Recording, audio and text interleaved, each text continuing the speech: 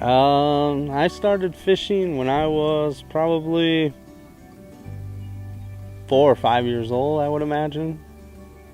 I can remember fishing the river, and my dad would tie a rope to me just so that I could wade in the river with him, and if I did fall down, I wouldn't go and swimming down river when I wasn't supposed to.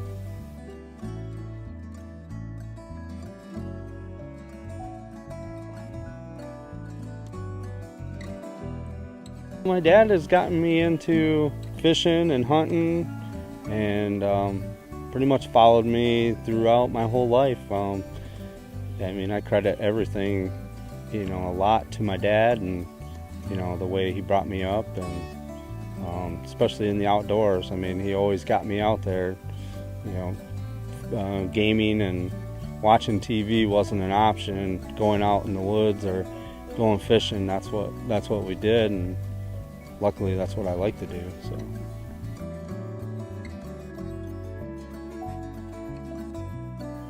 My dad was like a jokester. There was nothing, everything that was serious, there was always a joke behind it to, lighten the mood.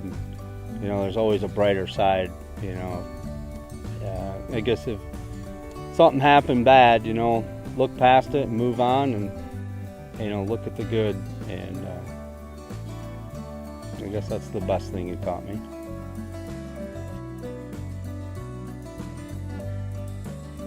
Eight years ago, I kind of got a little agitated about the sports program at the school I used to go to. We used to have a good football program, and kind of died out, and instead of complaining about it, I went out and got with some of the coaches and got my feet wet, and I really like coaching the Pee-wees, the Pop Warner kids, because they're young and they listen well, and just to see their faces light up when they make the first tackle or catch their first pass or score their first touchdown, just to see their faces and the way they react to that stuff, it keeps me going.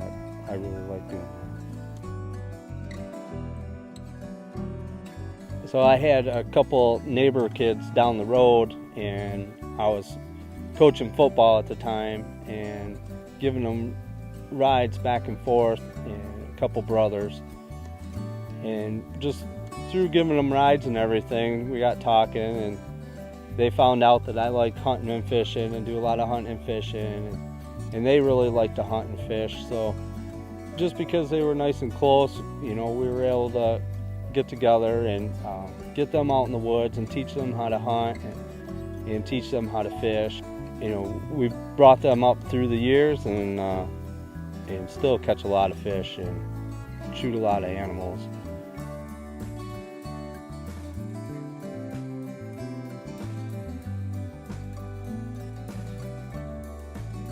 Hopefully I set a good example for them and show them,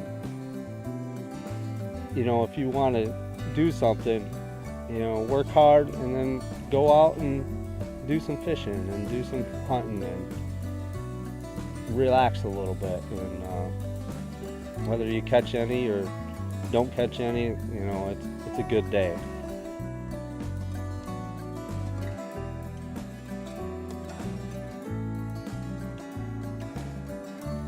So a while back, I met this lady, and she had 2 children, and we dated for a while, and we ended up getting married. And she had 2 children, Quentin and Shelby. I took them in as my children. I have taught Quentin quite a bit about hunting and fishing, and tried to get him into it, and he was pretty good at fishing. He really took to fishing, and hunting was a little cautious about it. He tried it a few times, and and then he'd come back and want to try it again. But fishing was his thing, and he did real well at it. Shelby, she's not really interested, and I don't push it. It's not worth pushing a child if they're not interested in it to do anything. as Quentin and Shelby were growing up, I just tried to be a good influence on them, and like my dad influenced me, teach them that, life isn't as serious as what a lot of people crack it up to be. Laugh about things and wear a smile and work hard, and good things will happen, and good things will happen to them if they continue to strive to what they want to do in life. As time went by, Quentin's mom and I, things just didn't work out the way we had planned, and we ended up splitting up. But I kept contact, and I kept Quentin and Shelby in my life, and I continue to, and I do continue to plan on doing that, and still get together and do stuff quite regularly, and and support him and his sister in in all their activities and whatever they decide they want to do.